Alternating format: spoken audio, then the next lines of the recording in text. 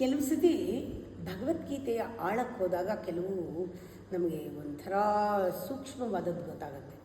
Long term goal ಇಟ್ಕೊಂಡ್ಬಿಟ್ರೆ ನಮಗೆ ಅಲ್ಲಿ ನಾವು ಎದುರಿಸೋಕ್ಕೆ ರೆಡಿ ಆಗಬೇಕು. ರೆಸಿಸ್ಟೆನ್ಸ್ ಬೇಕು, ಜೊತೆಯಲ್ಲಿ ಸಹನೆ ಬೇಕು, ಪೇಷನ್ಸ್ ಬೇಕು.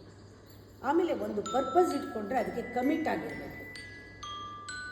ಈ ಪ್ರಾಸೆಸ್ ಏನಿದೆ ಅದು ಸ್ಲೋ ಆಗ್ಬೋದು, ಅದು ತಿಳ್ಕೊಳ್ಳಿ. ಯಾವಾಗಲೂ ಪ್ರಾಸೆಸ್ ಎಷ್ಟೇ ಸ್ಲೋ ಆಗಿರಲಿ ನಿಮ್ಮ ಸಾಧನೆ ನಿಲ್ಲಿಸಬೇಡಿ. ಭಗವದ್ಗೀತೆ ಅದನ್ನೇ ಹೇಳೋದು. ಏನು ಹೇಳುತ್ತೆ? ನಿಮ್ಮ ಸಕ್ಸಸ್ಗೆ ಏನೇ ನೀವು ಹಿಂದೆ ಬೀಳಿ ಪರವಾಗಿಲ್ಲ, ನಿಮ್ಮ ಎಫರ್ಟ್, ಸಾಧನೆ ಮುಖ್ಯ. ಕನ್ಸಿಸ್ಟೆಂಟಾಗಿ ಸಾಧನೆ ಮಾಡೋದು ಮುಖ್ಯ. ಓವರ್ ಟೈಮ್ ಇರೋದು ಬೇಡ, ಶಾರ್ಟ್ ಕಟ್ಗೆ ಹೋಗೋದು ಬೇಡ, ಆಮೇಲೆ ಕ್ವಿಕ್ಕಾಗಿ ಫಿಕ್ಸ್ ಮಾಡ್ತೀನಿ ಅಂತ ಹೋಗೋದು ಬೇಡ. ಇದೆಲ್ಲ ಬೇಡ. ನಿಧಾನಕ್ಕೆ ಮಾಡಿ, ಕಮಿಟೆಡಾಗಿ ಮಾಡಿ, ಕನ್ಸಿಸ್ಟೆಂಟಾಗಿ ಮಾಡಿ, ಪ್ರಾಸೆಸ್ನ ಎಂಜಾಯ್ ಮಾಡಿ. ಪ್ರಾಸೆಸ್ ಸ್ಲೋ ಇರಬಹುದು, ಪರವಾಗಿಲ್ಲ.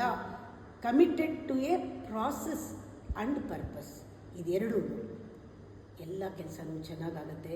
ಅದು ಮಾಡ್ತಾ ಇರುವಾಗಲೇ ನಿಮ್ಗೆ ಆನಂದ ಸಿಗುತ್ತೆ.